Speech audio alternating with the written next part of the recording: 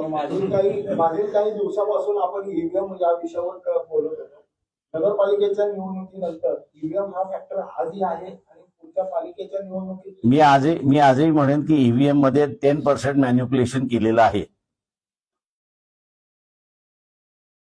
मी आजही ते माझ्याबरोबर एक कुठलाही नॅशनल पार्टी जॉईन झाली तर मी ते सिद्ध करून दाखवेन.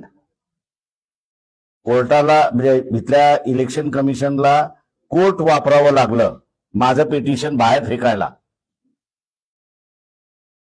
आणि मी आज कोर्टालाही चॅलेंज करतोय आणि इलेक्शन कमिशनलाही चॅलेंज करतोय की तुमच्याकडची कागदपत्र म्हणजे अनेक्शर 44 आणि अनेक्शर 54 हे दोन डॉक्युमेंट्स तुम्ही पब्लिक करा.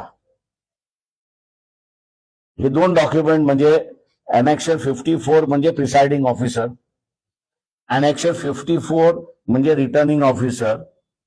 त्या मतदारसंघात काय घडलं याची असताना पूर्ण कुंडली आहे असं मी त्या ठिकाणी मानतो.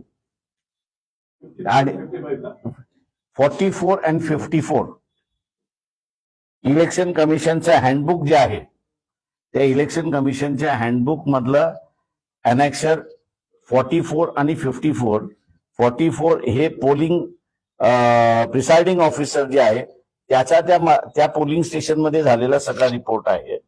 आणि अनेक्शर 54 हा जो आहे तो रिटर्निंग ऑफिसर त्या मतदारसंघात काय घडलं याचा असणारा तो फॅक्च्युअल रिपोर्ट आहे.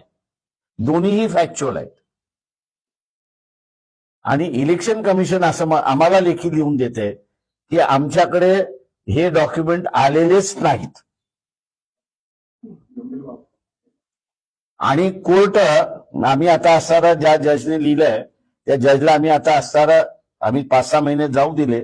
याचं कारण असं आहे की ते कोर्ट आहे ज्याचा रिस्पेक्ट आपण केला पाहिजे.